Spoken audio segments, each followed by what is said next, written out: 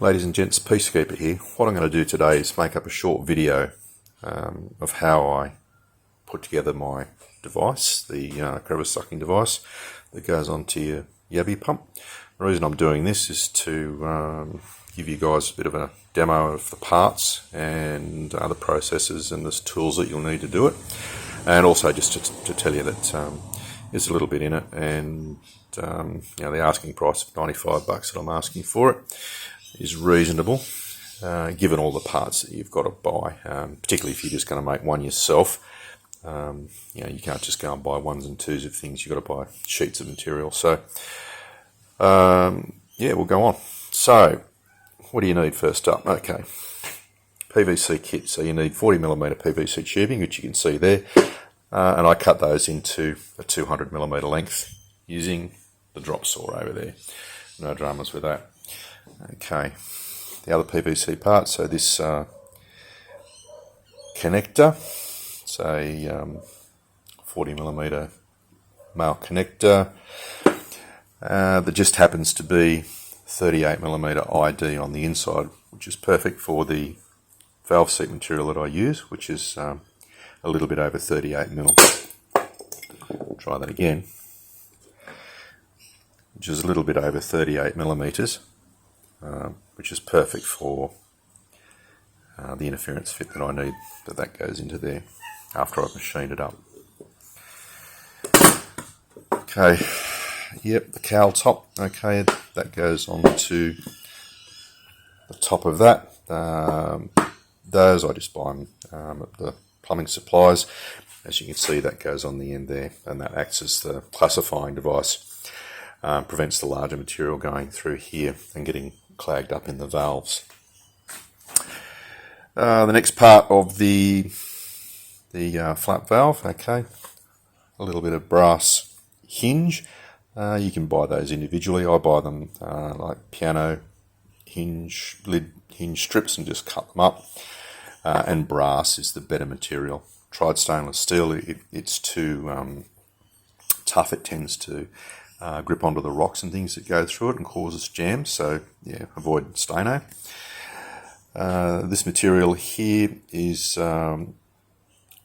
woven material reinforced, fibre reinforced rubber. It is normally about 3.5–4mm thick. You just buy it in a sheet, and that's from Clark Rubber, I think that I get that from. Pop rivets, they are 8, I think, 3 or 4mm. Got those just in the packet. This hose clamp here is, if I can just see the specs on it.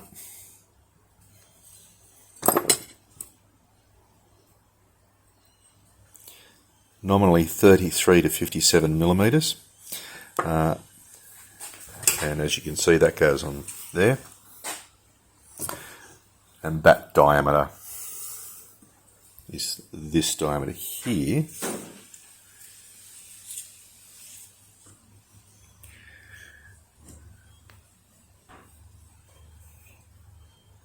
Just won't focus, will it? Just 48mm. Okay, the next valve is the reed valve. So this is, I get this made up. This is a piece of polycarbonate or Lexan material. It's about the strongest of the plastics that you can get. I get that from an engineering company, and I get them to make that up with their machinery. So I started off by using different plastics, but I found that this is the best material. So you can go and get that from a plastics engineer, get a small offcut, cut it yourself, but I get that done precision. It has, to retain it, that's an M5 hex head by 12mm bolt that goes through there, and that retains with a nylock nut and a washer, and that goes through a hole that I drill there on the bottom of this 40mm T-piece.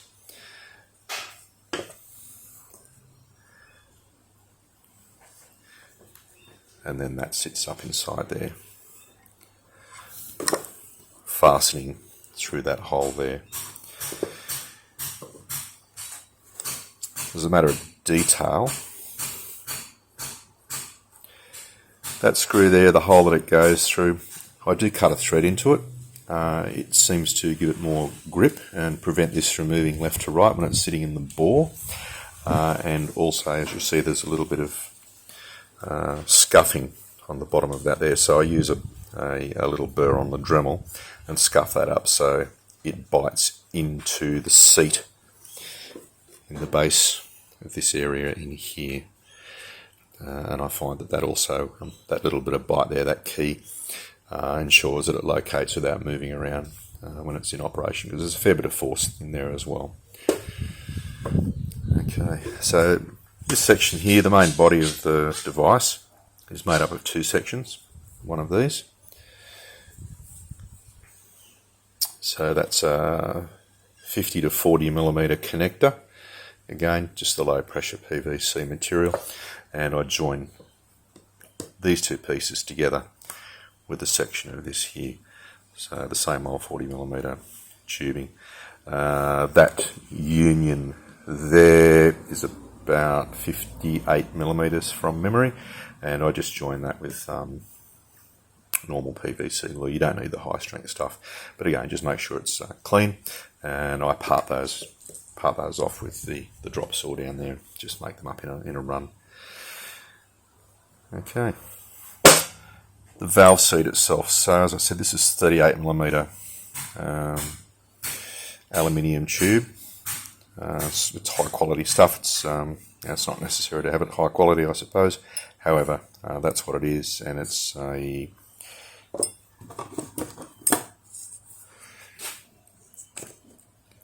seven millimeter tube wall. Okay, so you can probably from 5 to 7, depending on what you can find if you're going to do this yourself, or if you've got machinery and you can make stuff up. Yep, that's what you're going to need. So once you've machined up that valve seat,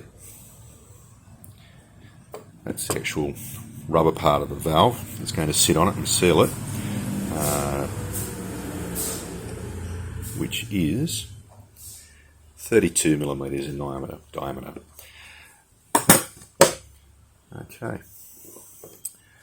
so that brings me to the way you attach this device onto the Yabby pump, and that's one of these types of clamps, sort of available from irrigation shops if you just want to go and buy one straight away. Failing that, online at the usual sorts of places is probably cheaper, but again, if you're just going to buy one, you're probably better off just going to an irrigation supplies and buying one of those. And the nominal size of that is 56 to 59 millimeters, and as you can see, that sits over the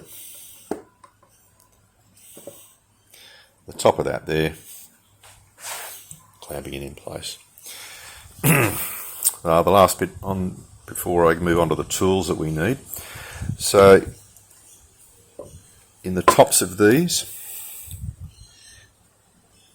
to give it a little bit of movement for the clamping action, I put a cut in here using a Dremel, taking it down about half an inch, 12 millimeters, just with a little Dremel blade, slitting that in there. And also, as you'll see, there's a slit in here as well, and that enables a little bit of movement here and a clamping force between. There's a valve, that's a completed one, and when that's clamped up with this stainless hose clamp. Again, if you're using this stuff, it's not necessary to use stainless, but it's probably not a bad idea. It's obviously going to be in the water all the time. But yeah, it's not the sort of thing that rusts readily. So yeah, just to make sure that this doesn't clag up here, use stainless where you can if you're going to do it. Okay, moving on. Let's look at the tools you're going to need. As I said, I've got the drop saw there. It's just a cheap brand that I've had it for years. It's done lots of jobs, and I use that to part this stuff off, and also the aluminium tubing, which I part off in it as well, just with a fine tooth blade. It's fine. I'm not a carpenter. I don't have to make sure my blades are sharp or anything all the time, so that's fine. It's a great tool for that. Makes it a lot easier than doing that by hand. Pedestal drill. Okay, that's this great thing. I use this to cut the seats, and the actual tool that cuts the seats is a router bit that just happens to be the correct size and also a good shape, good profile for the seat itself. The way that we do that. Okay, this is a pilot that I use, just made up a bit of PVC and a piece of brass that I machined up, and that sits in the vise. Pilot sits in the centre.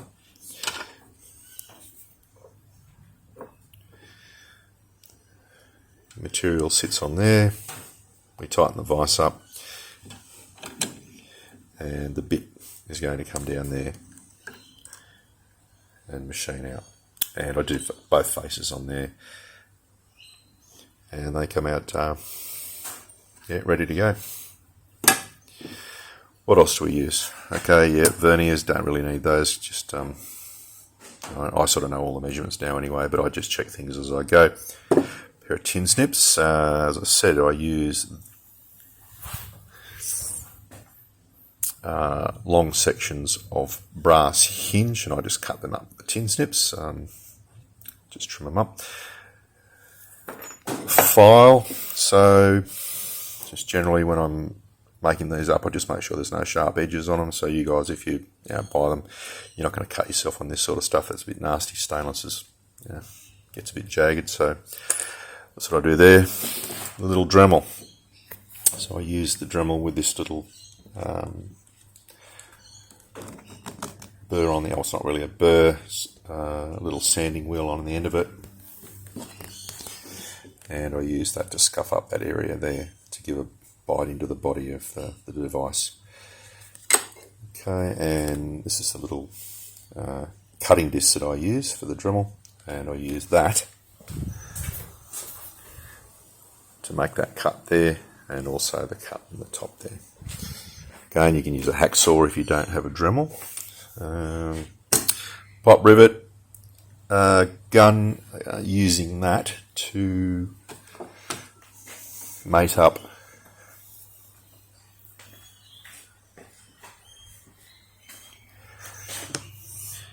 these two. So with a couple of the correct size pop rivets. Okay, those two go together after I've cut these to the correct size and sized the hinge centre. Put these together, clamp them, drill them, and then pop rivet them with the pop rivets, and then make sure the rivets are evenly tensioned and also smooth, and there's no burrs and things on them to pick up rocks or anything like that. 8mm socket, and the Allen key to go to the 12mm metric bolts that go through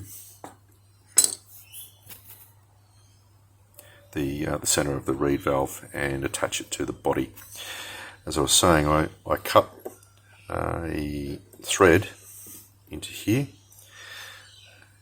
and that gives it a little bit more purchase in there, I'm finding. So yeah, a little bit of a detail thing there. It's only a small thing, but a combination of that, the scuffing up of that area there, make sure it stays central. Screwdriver, just a general tool you'll need to do up the hose clamps, and hammer, which I use. Okay, so after I've cut the hinges, they are not big enough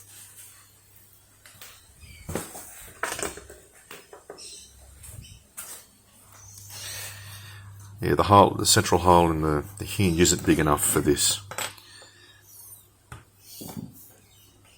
pin. Okay, so I think it's called an R-clip. So that pin there goes through there and holds the valve in the centre of the bore on the seat. Okay, so you can see there's a little collection of pin punches here, and I use those progressively to manually tap through the centre of the hinge, and then it's perfectly sized for putting this through here. And if you're going to do these, again, I make sure that it's relatively smooth on the inside of the bore there. As you can see, this is quite, I don't know if it'll pick it up, but it's polished. So any polished tool is going to, it's not going to leave any scratches and snags behind, or any scores or witness marks in there. So that's just a little, again, doesn't mean a whole lot, but I think it contributes to the operation of the overall thing. To put the holes in there, you don't really need to do this little jig here, but I made up this little jig so I get consistency with all of them, and I place each hinge in there, close it up, pair of vice grips, just run the drill through there, 3.5 or 4 mil, I'm not sure, check that out, doesn't really matter. Whatever size rivets you're going to use those. Okay, this section here, so that bit of rubber material there, as I said, I just use this material. I buy it from Clark Rubber. As you can see, it's got some reinforcing fibre in it. Great stuff. I've been using that for years and years, and the way I use that is just a piece of tubing, and I've sharpened it around that aperture there, and that forms a punch, and as you can see, just make them up.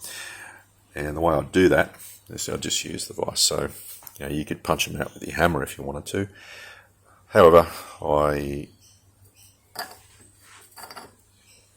place the punch in the vise, that piece of wood on the other side of the jaw, place the material in, screw the vise up, and hey presto, that's what you get, one of those. Okay, what we'll do now is I'll cut one of these seats and just see how that occurs. Alright, when you cut an aluminium, you can use Caro or just some light machine oil, a bit of silicone. That ensures you don't get too much chatter.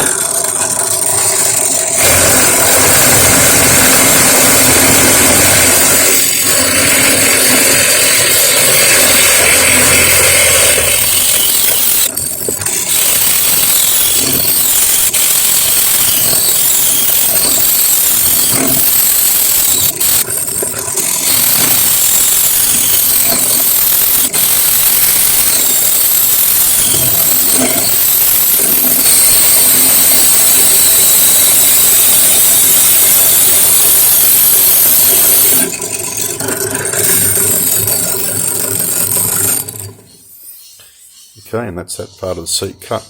I'll turn it over and cut the other half now. And if you're using a setup like this, use a fairly high speed. It'll prevent the tool biting into the job.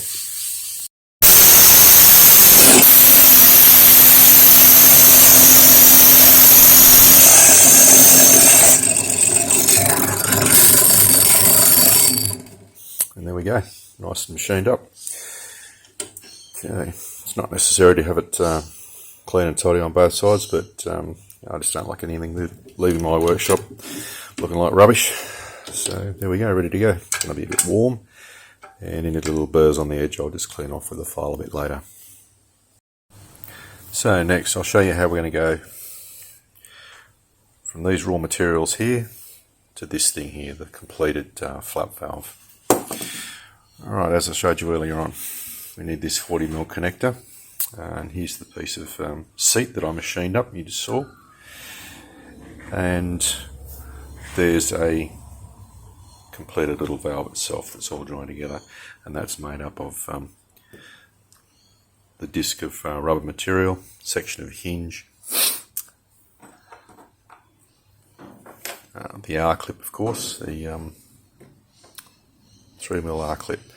So we've got to drill a hole in here, and it's got a couple of holes in here to have the R clip go through, and we're going to make sure that's in the right place. So I've already predetermined, and I know I have these valve seats cut to the correct dimensions, so when I press them in to here and they're flush with this end here, they're in the correct position for the pin to go through where those witness marks are, their center punch marks are, and I'll drill through there.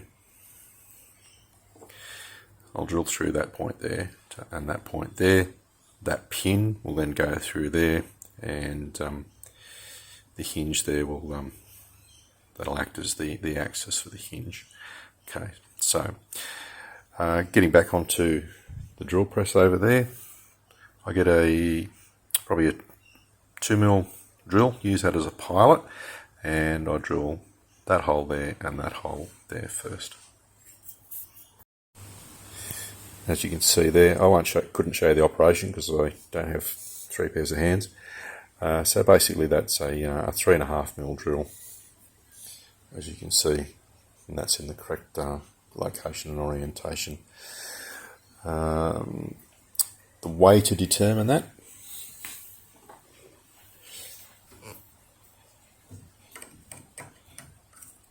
is you line up where your R clip needs to sit to be able to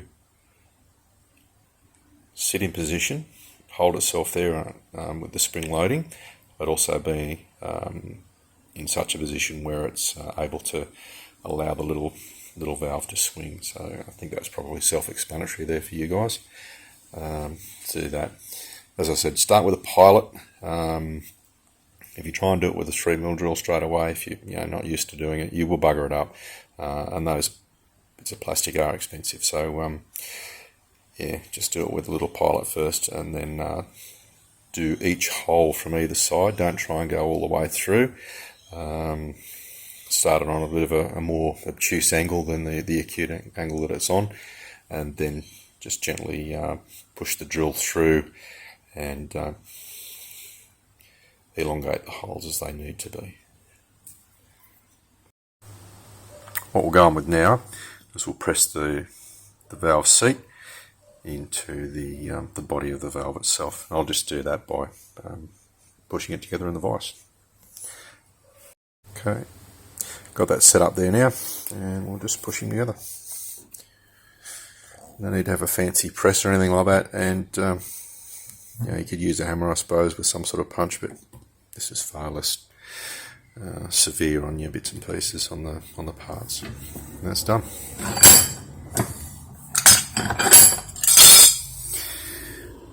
There we go. Flush on the top there, and you'll see the seat there is ready to go with the holes. Okay, on with the next step. So, how do we make sure that the actual seat itself and the hinge are correctly located so they join in such a fashion as the little valve flap sits centrally in the bore of the valve. So as you can see, what you do, the hinge, as you can see, it's in place, but it's yet to be riveted to the actual material, the valve material. So put the R clip through, centrally located with the hinge, and place the rubber flap underneath of it, and as you can see, that's pretty much in the center there. And without stating the obvious, get your pen, mark there, and you can achieve that by just putting your finger down there or something, holding it in place and just making little marks, little witness marks on there with either a ballpoint pen or a pencil, or even if you you want to do it with the tip of something sharp. It depends on what you got lying around the garage. Do that, and then move to your drill. As you can see, got the drill piece in there, and so moving over to the drill. Okay, that is a 4mm drill in there, which suits the size of the pop rivets that we're going to use. as you can see, I've get it to focus. Okay, there's some witness marks on the little valve there, on the valve material, and I've clamped it together in its position with a set of vice grips, and I'm just going to go on, no need to set it up in the vice or anything, just going to drill that by hand.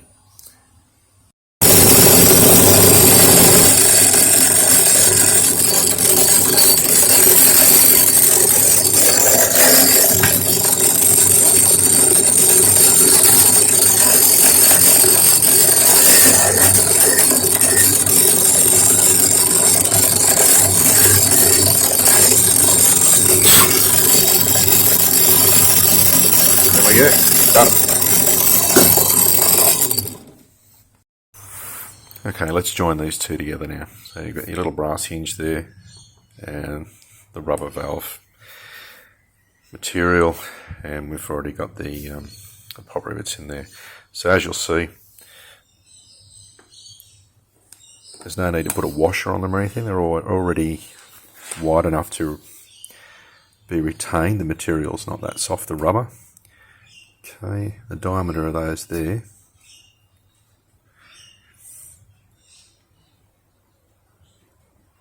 is 8mm. Okay, so that'll give you a bit of a guide. So I'm using a pop rivet with an 8mm head.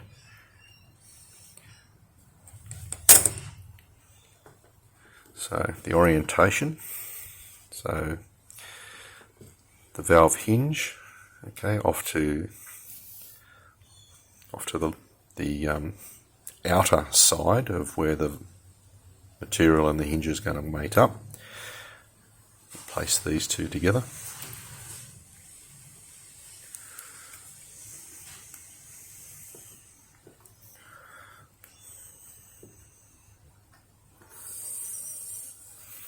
There we go, just like that. And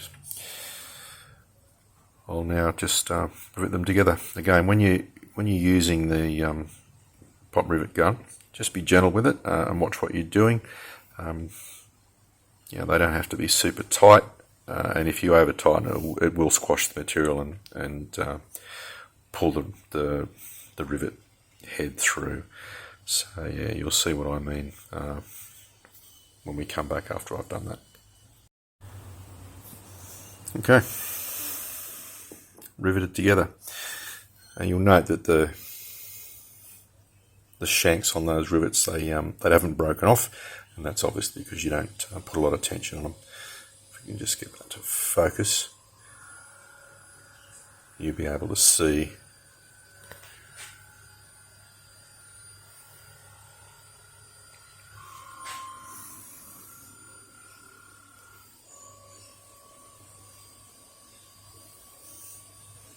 how that sits there. So what I'll do now, I'll just use a set of side cutters, cut those shanks off, and grind off whatever little burrs are left behind, and that's ready then to go into the valve throat. And there it is, assembled. As you can see, pop riveted together,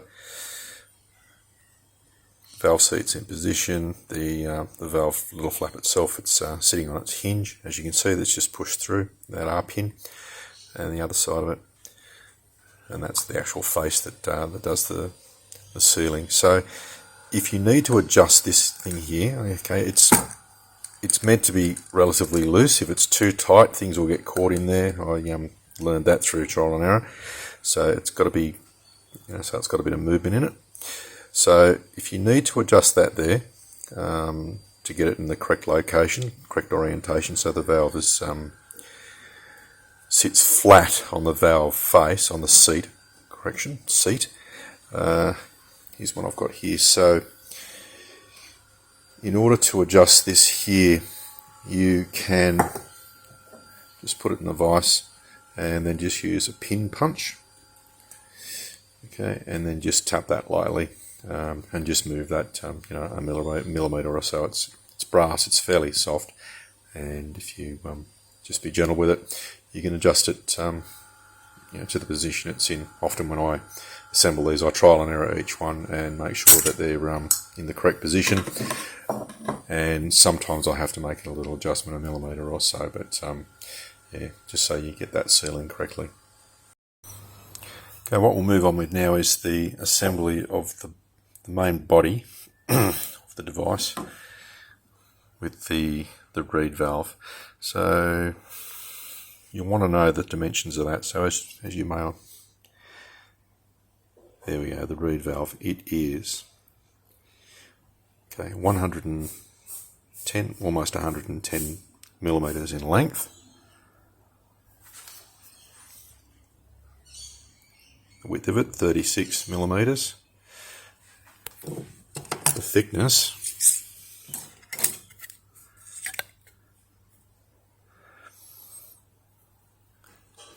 1.5. So 1.5 polycarbonate sheet, or I think Lexan's one of the commercial names of the material. Very, very tough. I've only ever used, in all the years of using my old device here, the old prototype, there's been no need for me to update that. So I think I've used, that's the third valve that's in it there, and that's had a massive amount of use. Yeah, more than the average guy is going to probably do in 10 years. I did in about three years with that. Yeah, so we'll go on now and I'll show you how that's done. Okay, what we'll go on with now is the assembly of the body of the device and the reed valve. And you'll note that the screws are already in there, ready to go. That's screwed in. Again, if you remember, that actually has a thread cut into it. Not absolutely necessary, but I'm just doing it because I want to be sure that these don't move on people. And you'll see that the scuffing up, if we can get it to focus ever. Let me see it there. So that's scuffed up on the inside face there, and that face where the screw protrudes is going to mate up in here, and you can probably see that that's been scuffed up with a little Dremel burr as well. Alright, let's get this in. Alright, got it sitting in there ready to go. Just push him in.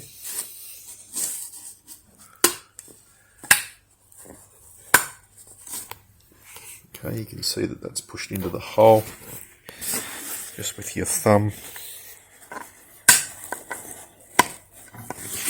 Okay, push it through the hole there. And then I'll just put a washer and a little nylon nut on there, and then I'll assemble it using the tools that you see there, an 8mm and the Allen key. Okay, that's nipped up in position. Now when you're doing that little operation, hold the Allen key in position, don't move it. We want that to stay still. The actual valve itself, the reed valve itself, it'll sit flat, it'll centrally locate itself due to the shape of the inside of the device and the shape of the actual reed itself. It'll self-center, but again, hold on to the Allen key, keep that still, and tighten up with your socket or spanner if you're using a spanner. How tight do you need to do it? Okay, so as you can see, it's just note how the bottom of the valve is. It's conformed to the inside circumference of that section, and the head of that little screw, it's just starting to bite into the material. Okay, don't do it up too tight because you'll actually start to cut through that and you'll crush the material and then crack the PVC. It's strong, but it's not designed to be done up like a metal tube or a metal union. So generally speaking, I tighten them till they get to the point where they're seated, and then about a quarter of a turn, maybe quarter to a third of a turn, is sufficient to hold it in position. Just feel as you go, and watch what you're doing, and then you won't overdo it and break your parts. So that brings us to the stage where you've got all your parts, the main parts, assembled. and you're ready to put the thing together. So the main body, as you can see, the reed valve is in position there. It's all nipped up, ready to go. And you'll note that it's got the little notched out section there, and that's to allow that to move. You see there's a bit of glue in there. Just get in there with a knife and just clean that out. If you've got a little bit of excess in there, it's not a big deal. Okay. Let's try that again.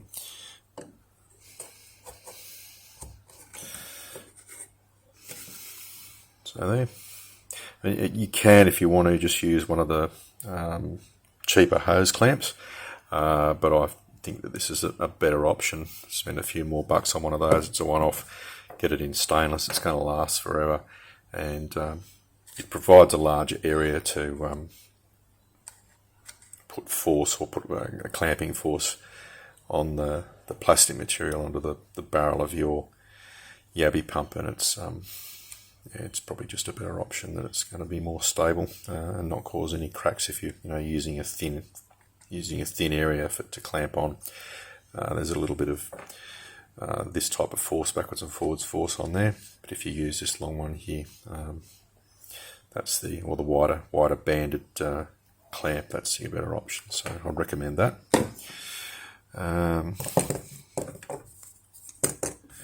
Okay, assembling these two parts here. Okay, they just gently push together there. They're not an interference fit, and as I said, I just use the appropriate size hose clamp, which is a 33 to 57 millimeter, and that little bit of excess stuff there to avoid cutting yourself. Just get your tin snips, shears, cut it off, and then your file, just to take any burrs off there, and then you won't be likely to catch yourself on that and nick yourself out in the field. Alright, the actual nozzle itself. So you've got a bit of leeway here. So I make these normally 200 millimeters when I cut them up. Part them off, clean them all up so they're nice, and use the cowl. So the cowl's really important. The reason why the cowl's important is it is a classification device. Okay, so it just so happens that this thing here is the correct size, and it excludes rocks that are too big to go through this valve here. That's the crucial one. This if anything is going to get blocked up with two larger rocks, it'll be here, and again, two larger rocks coming in there.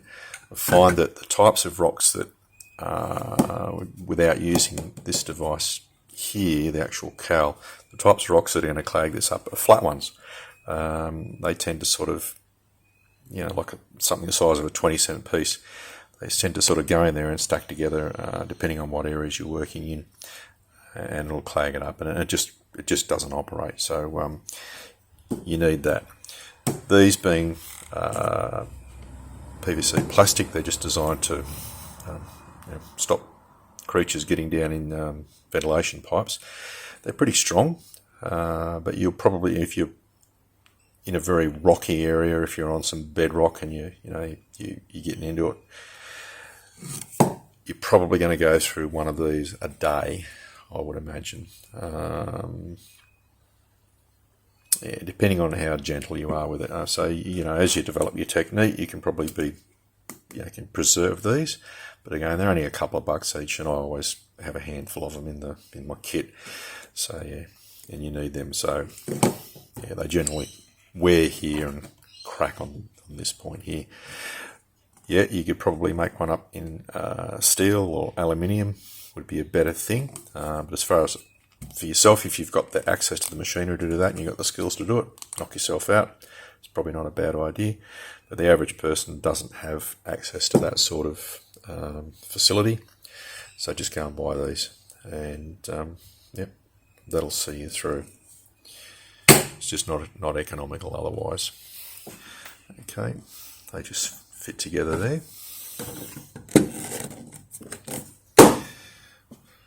Done. And as you see, that's just going to fit onto the bottom of your normal old yabby pump there. As you can see, this is actually the original one. It wasn't even a proper hinge. I just bent it up out of a bit of brass. Great little thing. So feel free to change the lengths on here, the diameter tubing, that sort of stuff. Again, as long as you don't allow rocks to enter the system that are going to get caught on the valves, this thing will keep on operating. So it's 40mm VSP, and through trial and error I've found that that you just get these from the irrigation suppliers or online. It's probably even cheaper, but again, go to the irrigation suppliers and get them. Some of the, I suppose in your country areas, hardware shops will keep that sort of stuff, but I found that in the city build up areas, for whatever reasons, Bunnings and the like don't carry them. So irrigation supplies. Now you may be tempted just to use whatever hose you got lying around, or a smaller diameter hose. This is 38/40mm bore, so it's ribbed on the outside. It's really strong. It's a flexible poly, and it's again irrigation supply. So this stuff is really, really strong. It's almost crush proof, and it's reinforced with a steel spiral. And people may look at that and think, yeah, it's got ribs on the inside and my gold's going to get caught. Well, that isn't true. And it's got a slight little rib on there. Obviously, there's from the spiraling, but nothing gets caught in there. So again, you can buy this by the metre from your suppliers. 2 to 3 metres is optimal, depending on the area you're going to be working in. I've used different sections, like out to 5 and 6 metres, but of course when you're trying to, you're pumping by hand, the larger distance you've got to pump through, there's a greater resistance there, and it becomes pretty hard work after about 5 or 6 metres. It's possible, but you're going to get tired really quick. But if it's worth it, if you're getting some good gold and you need that sort of distance, knock yourself out. You can experiment with that to your heart's desire. They just assemble easily. A little bit of, you don't need to heat that up or anything, just a little bit of rubber grease. Once those barbs go on, they stay there. There's no need to clamp these on. They stay there because these barbs are, they're really good. They're well designed. Your washer, you're going to make sure the washer's on there.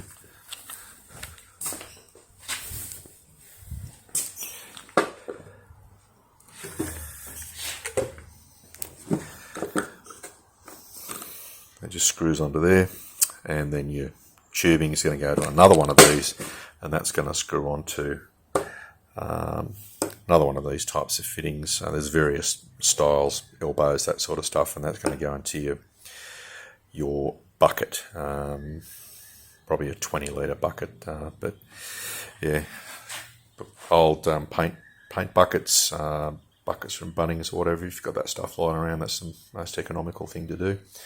And some guys in the past have used sullage tubing that's used for caravans. Yeah, as I was saying, the type of tubing that's used for caravan wastes, that sort of stuff, it's readily available from most hardwares. A lot of blokes have got that lying around, and you would think it was big enough. That's 25mm internal diameter. However, and again, this is from trial and error, and a couple of the guys that I've sold to in the past have tried to set it up and have not had any success with this sort of stuff. First thing, it's way too stiff and rigid, whereas this stuff, that's a short section, as you can see. It's rigid, but you can still move it around. And in the warmer weather, it tends to warm up and becomes even more flexible and pliable, and that's practicable. That's usable, and you can coil it up if you're going to put it in your backpack or something like that. You can coil it up into about probably a bit over a foot in diameter. This sort of stuff it's very rigid. Yeah, it's strong and all that sort of stuff, but the smaller bore makes it more, again, you get a reduced diameter, so there's a higher pressure, more resistance and more work for you as you're trying to push through that. And I don't recommend this stuff at all. Yeah, it's a bit cheaper and everything, but I think you're going to be, well, I know that it won't work as well as this stuff does, and you're wasting your money, and you'll just have to go back and buy this. So yeah, if you're tempted to try and you think it's an economical alternative, I know that it's not, and again, that's through trial and error. I started off just with an idea and the stuff I had in the garage and cobbled it all together, and I was using old pool hose, which is the same size as this, and I actually still use the old pool hose because it works fine, and there's no need for me to go and buy this stuff. So yeah, don't use that. This is the stuff to use. So available from irrigation supplies, and also ships chandlers have this sort of stuff as well if you've got one of those in your area. So save yourself a lot of heartache and a bit of cash and buy that stuff. And the last thing I'll show you guys is how to set up the lids. So this one I've been using for probably 4 years now. It's just a 20 litre bucket that I got from one of the hardware shops. You just have a vent in the centre. Again, if your bucket's tall, the 20 litre buckets are taller ones. As your material goes in through here, it goes through 90 degrees, and it's going to be coming in and directed in a circular motion. So your heavies are going to be falling down into the bottom of the bucket, and it's going to be pressurised, and as you use it, the water will that's pressurising the bucket will spurt out here as you pump it each time. In my experience, you're not going to lose any gold out of this here at all. When I first set these up, I had different sorts of filters on. This is actually the very first one that I had on there, and that was from an irrigation supplies that I used, and I put various size, sort of the pool sock or a bit of old sock or stocking over that, and I tested it, and there was nothing, there was no loss, even though that's in the outside there. And I had the inlet centrally located. I couldn't detect any loss of gold. So I eventually moved this to the outside, thinking it's better to put an elbow piece on here. I found it's just a little bit more practical in operation than having it in the centre. So you get a bit of a swirling motion, and all your gold, when you empty your bucket out at the end of the day, the gold is going to be at the bottom invariably because of it moving around in operation. So yeah, don't be concerned about your gold being shot out through here, because it's just not going to happen. I've tested it. I caught that material that was coming out of there. There was nothing in it. So don't be worried about that sort of stuff. So again, that's an old paint bucket that I had. I still have that one, depending on where I'm going. That's a little short squat one that works just fine. The reason why these days I use the taller bucket is that I carry stuff in there, so tools and stuff like that. So yeah, I've got that, and it's just a matter of practicality. Grab yourself the 90-degree turns, elbows. As I said, those same fittings that are used in the device. Just stand there at the plumbing section at your hardware, piece it together, and that's all you need. I mean, really, you don't even need to have that little section on there. The reason why that's in there is I had that, again, that was one of the originals that I had a filtration device on, but I found that it wasn't necessary, so I just chopped it off, and that's it there. So yeah, I hope that helps you out. Go and put all this together now. Hopefully it's not too disjointed or confusing, and I'll upload it and see how we go.